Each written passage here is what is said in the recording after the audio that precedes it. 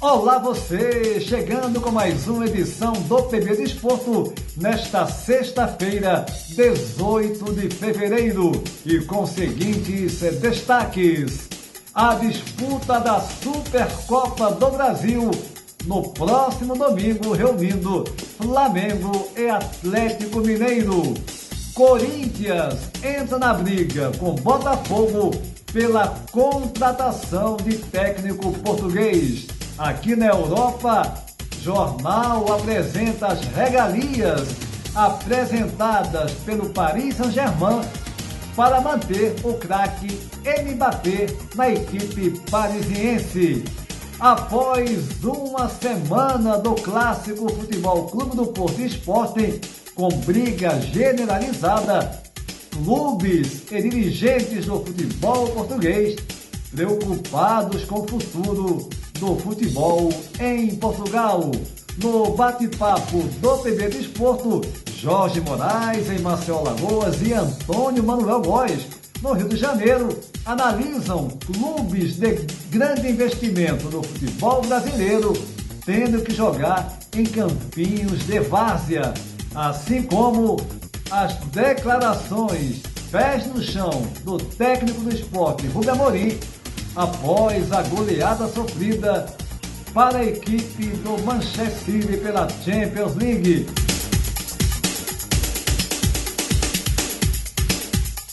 Antes de mais nada, convidando você para se inscrever no nosso canal, deixar o seu like e compartilhar os nossos vídeos em suas redes sociais.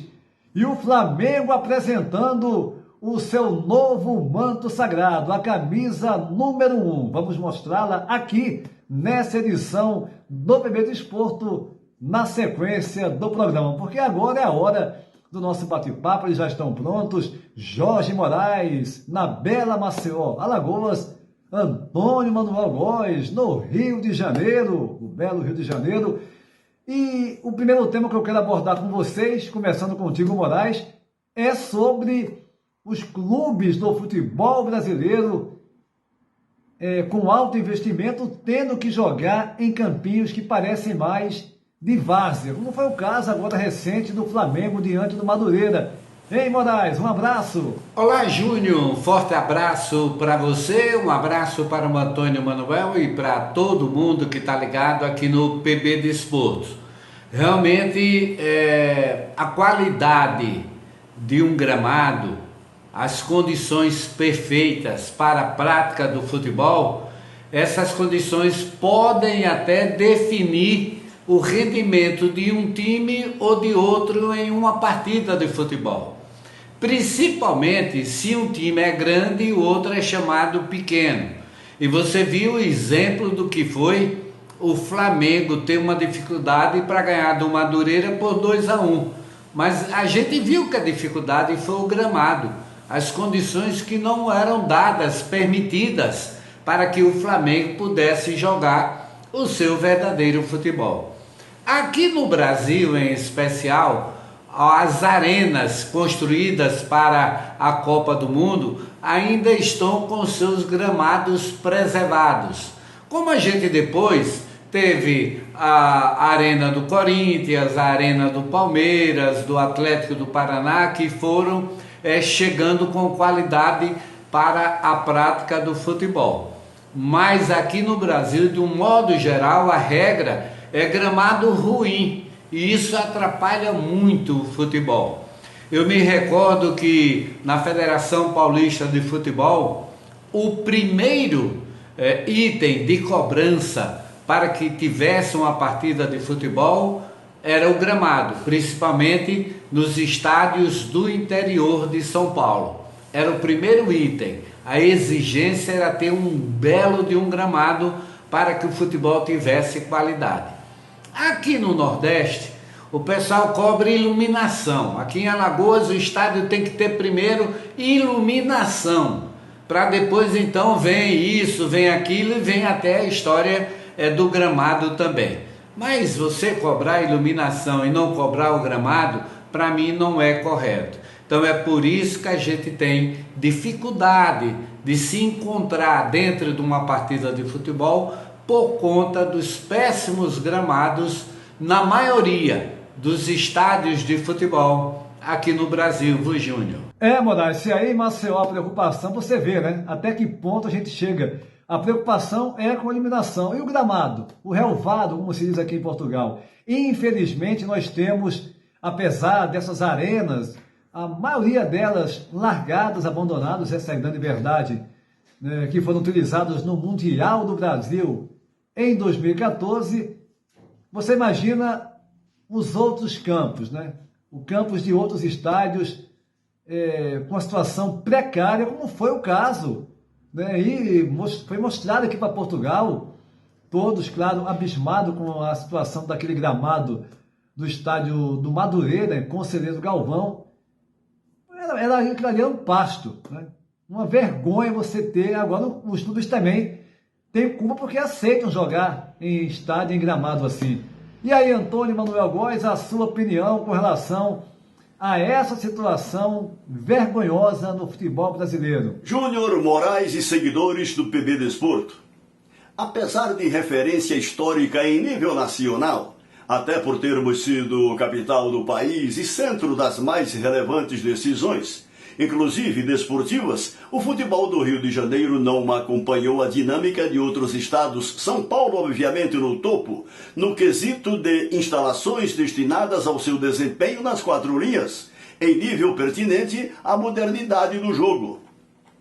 Se subsiste um consenso de razoabilidade sobre a irrelevância do campeonato estadual, pelo menos aqui no Rio, diante da formulação de um calendário com Brasileirão, Copa do Brasil, Sul-Americana e Libertadores da América, o do Rio de Janeiro, apesar de Flamengo, Fluminense, Vasco e Botafogo, perdeu faz tempo o glamour de mais charmoso entre todos Brasil afora.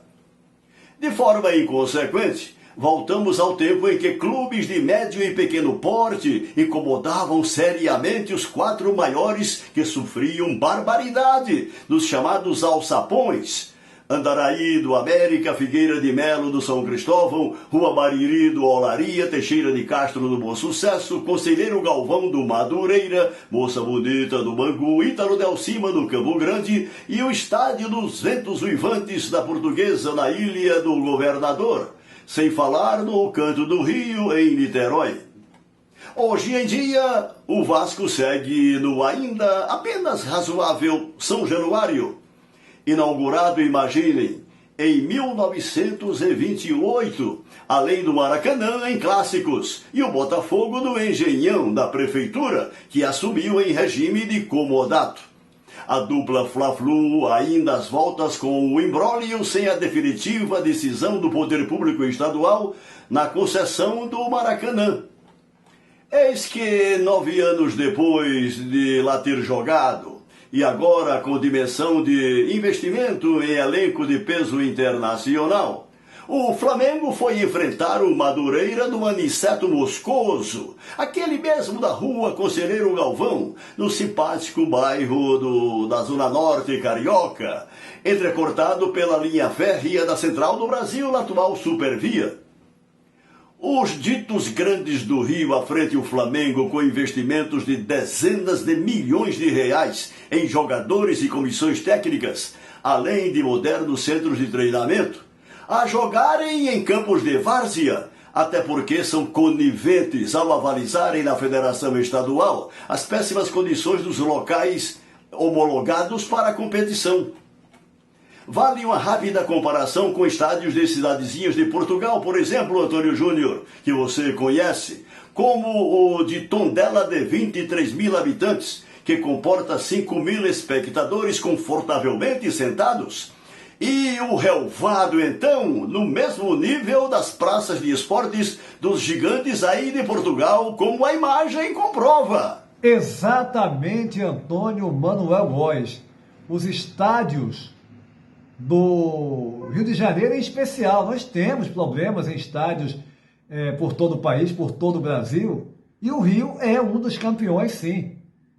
Eu já trabalhei, já tive a chance de fazer inúmeros jogos em estádios como o do próprio Madureira, Conselheiro Galvão, o estádio ali da rua Conselheiro Galvão, o estádio do Madureira, estádio simpático, uma região do samba, o berço do samba, grande Madureira, belíssima e tal. Agora, o gramado ali sempre foi ruim, né? Pode estar até pior agora, mas sempre foi ruim. Agora está péssimo, é um pasto aquilo ali. E você citou bem, culpando também a diretoria, os dirigentes, por aceitar jogar no estádio como esse, no estádio com um gramado como esse. Não é? Já fiz jogos também em outros estádios do Rio de Janeiro, a Portuguesa, na Ilha do Governador, no Campo do América, o novo Campo do América, né? O novo estádio, não no Andaraí. Laranjeiras, enfim, vários gramados. E a maior parte deles, infelizmente, numa situação péssima. Mas muitos jogadores dizem, eu jogava assim, o time de Zico, o time do Vasco com o Roberto, o time do Botafogo com o Mendonça, Fluminense com o Rivelino, a máquina. E daí, gente, futebol, você não pode se nivelar por baixo, né? Você não pode estar por baixo. Tem que pensar em cima. O futebol hoje, com tanto investimento, você tem que ter gramados com a condição, pelo menos, de boa. Não pode ser mais abaixo que isso. Não pode ser razoável. Tem que ser, no mínimo, um gramado bom. Mas um outro assunto que eu quero abordar com vocês aqui foram as palavras do Rubem Amorim, o técnico do Sporting, campeão português da temporada 2020-21, ocupando a segunda colocação na Liga Portuguesa dessa temporada, 2021-2022, mas que no confronto com o poderoso Manchester City foi derrotado, foi goleado por 5-0, e o Rubem Amorim disse após o jogo que é a realidade, que é um aprendizado, que ele sabe que há uma distância, né, entre essas equipes. E aí eu pergunto para você, Moraes, como você enxerga essas declarações do Rubem Amorim? Claro que no futebol, perder, ganhar, empatar é tudo resultado normal. O que a gente precisa entender é como esse resultado foi construído. No caso do Manchester City contra a equipe do Sporting pelas oitavas de final da Champions League, a gente viu que realmente entre um time e outro há uma distância muito grande. E o técnico do Sporting foi muito claro quando ele disse que tudo não passa de uma aprendizagem. E é verdade, você precisa primeiro começar a se estabelecer, a construir o que você quer dentro de uma partida de futebol ou dentro de um clube de um modo geral, para você alcançar o seu objetivo. Sim, e eu concordo com ele, uma distância muito grande ainda do futebol na Europa jogado em Portugal, com o que é jogado na Alemanha, na Inglaterra, especialmente nesses dois países. Então, não é exagero nenhum o treinador do Sporting dizer que tudo não passa de um aprendizado, porque a gente sabe que tem clube mais rico e clube mais pobre, e tem aquele que é muito mais pobre. Eu não acho que o futebol de Portugal seja um futebol pobre, muito pelo contrário, mas também não é o rico da Inglaterra, nem é o rico da Alemanha. Há uma distância muito grande e Portugal ainda precisa melhorar nesse aspecto do aprendizado, de saber o que tem, o tamanho que tem para enfrentar algumas e determinadas competições, como é o caso de uma Champions League. Para mim, já decidida que essa vaga entre Sporting e o Manchester City vai ser do clube inglês, viu, Júnior? Moraes, a vaga já está garantida, né? O Manchester City tem, além de ter um time muito superior, fez um placar elástico, não tem como você, tudo pode acontecer no futebol. A gente sempre vai dizer isso, né? O torcedor, no caso, esse vai sempre acreditar. Alguns, né, vão acreditar, porque a maioria sabe que não dá, né, gente? Você ganhar de um City lá dentro, fazer o placar, então fatura liquidada e assim como eu falei para o Antônio Manuel Góes, se fosse no Brasil, se o técnico reconhecesse a superioridade né? O fato do time dele estar no outro patamar, no outro nível, né? No caso, abaixo, o treinador seria atacado nas redes sociais, né? Viria ataque de todos os lados, xingamentos, pressão, pedindo a sua saída. Isso é uma questão muito de educação. Aliás, passa totalmente pela educação. O Rubem Amorim apenas colocou a realidade. Que o Sport é um time vencedor, sim, é campeão, sim, mas em comparação com um time como o Manchester City e outros, ele está no nível abaixo, assim como as demais equipes portuguesas. É uma realidade, simples assim. Para você, Antônio Manuel Góes, como você analisa as palavras do Rubem Amorim após essa goleada diante do City do Guardiola? Simplesmente uma realidade portuguesa com certeza de pés no chão. Ao reconhecer a abissal diferença entre a qualidade técnica do Sporting, campeão nacional de 2020 e 2021, e o Manchester City, que impôs contundentes 5-0 à sua equipe em pleno Alvalade, nas oitavas da Champions League, o jovem treinador Rubem Amorim destaca o processo de construção de jogo que comanda, ainda não compatível para sonhar com avanços e até a final do mais importante torneio de clubes europeus. Embora sonhar com títulos para alavancar seu trabalho, Amorim não enxerga no atual Sporting, por sinal de menor investimento em profissionais que Benfica e Porto, condição de vitoriosa sequência em relevante competição continental, como a de que participa, e mesmo dissociado do milagre de 5 gols de diferença no jogo de volta, não ficou em xeque-mate na relação com os adébitos e muito menos com a diretoria dos Leões. Fosse aqui no Brasil, com a torcida apoplética diante de um resultado tão demolidor, idêntico ao sofrido pelo Sporting na Champions League, o treinador, embora competente com um título nacional recentemente conquistado, teria o anúncio de sua demissão, com decisão de comum acordo entre as partes. Claro que a torcida desabou com a goleada do City e a virtual eliminação de seu idolatrado Sporting. Com certeza, há radicais inconformados com a acachapante derrota, mas a perspectiva de classificação para a temporada europeia de 2022-2023, garantida no mínimo pelo atual segundo lugar em curso na Primeira Liga Portuguesa, mantém os sportinguistas e seu treinador certos de alvissareira perspectiva quanto a uma caminhada de sucesso nos próximos anos, Antônio Júnior. Antônio Manuel Góes, você disse uma coisa que tem tudo a ver. O técnico no Brasil, se ele faz uma afirmação dessa, olha, estamos no nível, a realidade é essa, nós estamos no nível inferior, vamos brigar sempre, mas existe uma diferença entre o futebol, né, de tal país, do nosso país, com o futebol de outro país. A gente vai brigar, mas essa é uma realidade. O treinador seria os tais responsáveis por conteúdo, né, de clubes na internet, iriam lá fazer pressão na casa do cara, lá no CT do clube, pedir a cabeça dele, né, começar a xingar nas redes sociais, aquele comportamento típico dessa turma aí que, volto a dizer, atrás dos seus conteúdos na internet, eles crescem, né? São machões, são poderosos, né, e tudo mais, mas frente a frente, tete a tete, tudo amarela, né? Tudo amarela e mais.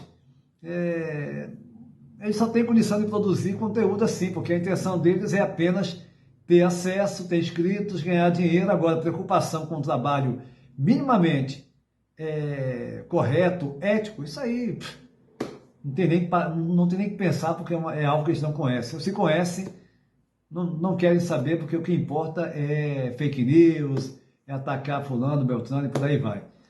Antônio Manuel Góes no Rio de Janeiro e Jorge Moraes em Maceió, Alagoas, aqui no bate-papo do PB Desporto. E no próximo domingo teremos a final da Supercopa do Brasil Jogo esse na Arena Pantanal, em Cuiabá, envolvendo as equipes do Flamengo e do Atlético Mineiro. O Flamengo, que pelo campeonato estadual, a gente abordou aqui no bate-papo, naquele campo, né, se é que pode chamar aquilo ali de campo, estádio do Madureira, né, na rua Conselheiro Galvão, derrotou de virada o Madureira por 2-1. Os gols do Flamengo marcados pelo Everton Ribeiro do Arão na segunda etapa, e o Atlético Mineiro passando pelo Campeonato Mineiro 1-0 em cima do Atlético, e gol no final, já nos acréscimos, com o Hulk batendo o pênalti, que foi questionado, né, esse pênalti sofrido pelo Ademir, mas o Hulk chegou à marca dos 40 gols com a camisa do Atlético Mineiro. Jogador realmente que, além de ser muito importante para o Atlético, né, pelo tipo de jogo, pela vontade que demonstra em campo, é um artilheiro nato. 40 gols em pouco tempo, em apenas um ano de clube, é uma marca realmente extraordinária. Agora, do outro lado, tem o Gabigol, que tem 107 gols em 151 jogos com a camisa do Flamengo, ou seja, um duelo que promete muito. Na minha opinião, você não pode encarar essa partida como um jogo definitivo, né? Aliás, é até surreal falar uma coisa dessa. Você colocar como sendo um jogo preponderante para o futuro do trabalho, tanto do Paulo Souza no Flamengo, como também do El Turco, né?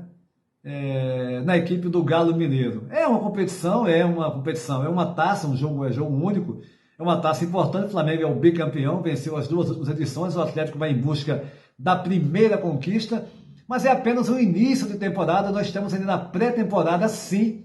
E por mais que muitos aí nas redes sociais tentem dar uma dimensão maior, né, colocando como um jogo decisivo para o futuro dos times e dos técnicos, aí não dá, né? Não dá para você entrar, nem sequer cogitar discutir essa questão. A verdade é que Flamengo e Atlético jogam no final de semana, é um jogo que promete muito, até pelas equipes que estarão em ação, 2 das melhores do campeonato do Brasil, né, de modo geral, do futebol brasileiro. O Flamengo, que está lançando a sua nova camisola, como diz cá em Portugal, a Santana Arcanjo, disponibilizando para vocês, na minha opinião, a mais bonita camisa do Flamengo dos últimos anos, de um extremo bom gosto, e a uniforme número 1 do Flamengo.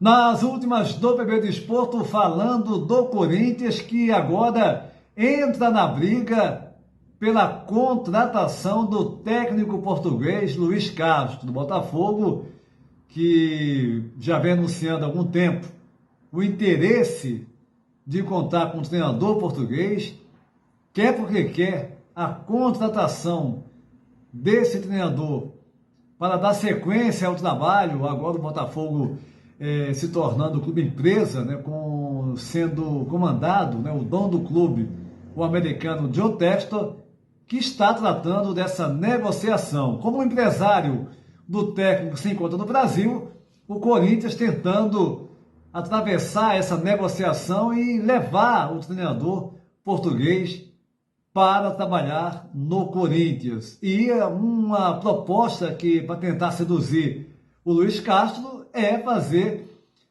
um contrato, uma proposta de 2 anos de contrato ligado ao clube paulista. Portanto, Corinthians também entrando na briga para contratar o técnico português Luiz Castro, e aí seria, seja se ele for para o Corinthians ou para o Botafogo, o terceiro técnico português a trabalhar no Brasil, já que temos o Abel Ferreira no Palmeiras e o Paulo Souza no Flamengo. Aqui na Europa, o jornal L'Equipe, jornal francês dos mais conceituados, anunciando algumas regalias que o Paris Saint-Germain está oferecendo ao Mbappé para que ele continue na equipe parisiense. Vou lembrar que o Mbappé tem um contrato até junho desse ano. Já foi comentado e muito que ele tem um acordo verbal com o Real Madrid da Espanha, mas o Paris Saint-Germain tentando seduzir o jogador com um contrato até 2024, também outras regalias. O Mbappé estaria insatisfeito porque alguns jogadores do elenco chegaram atrasados em alguns treinos, ele não gostou disso. Também tem aí jogadores de peso como o Messi, o Neymar, o Di Maria. Ou seja, o Di Maria se sente um tanto desprestigiado na equipe do Paris Saint-Germain. E é claro, esse interesse do Real Madrid faz com que o jogador tenha meios para até mesmo fazer com que o Paris Saint-Germain faça uma proposta que o faça mudar de ideia, já que ele deixou bem claro que tem o interesse de fato de jogar pelo menos um dia no Real Madrid, e essa oportunidade seria agora após o final do seu contrato no meio do ano. Mas o Paris Saint-Germain vai tentar uma renovação de contrato até 2024, entre outras regalias mais, para manter o craque de 23 anos na equipe parisiense. O Flamengo apresentando o seu novo uniforme número 1, a nova camisola, como dizem cá em Portugal, e já sendo muito elogiada essa nova camisa do Flamengo, de fato, de extremo bom gosto. Nas redes sociais, os elogios, inúmeros elogios, a nova camisa do Flamengo. Particularmente, eu considero a mais bonita dos últimos anos, e logo nas redes sociais a torcida do Flamengo se manifestando, outros torcedores que também curtem camisas de futebol. Nosso Antena Arcanjo disponibilizando para vocês o novo manto sagrado, como a torcida do Flamengo chama, uniforme número 1 do Flamengo. Aqui em Portugal, a repercussão daquela briga generalizada no jogo que amanhã completa uma semana, foi realizado no último sábado, dia 12 de fevereiro, entre o Futebol Clube do Porto e o Sporting, aqui na vizinha cidade do Porto, no estádio do Dragão. Uma briga que todo mundo se envolveu, inclusive de forma totalmente absurda.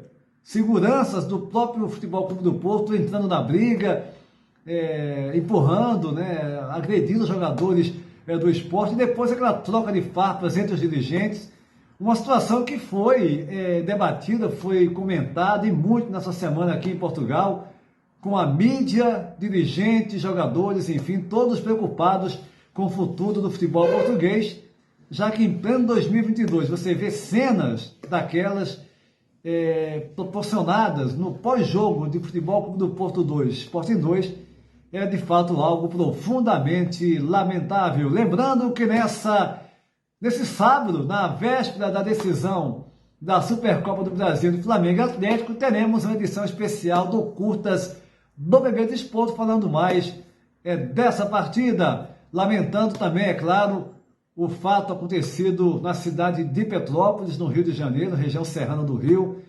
Mais de 120 mortos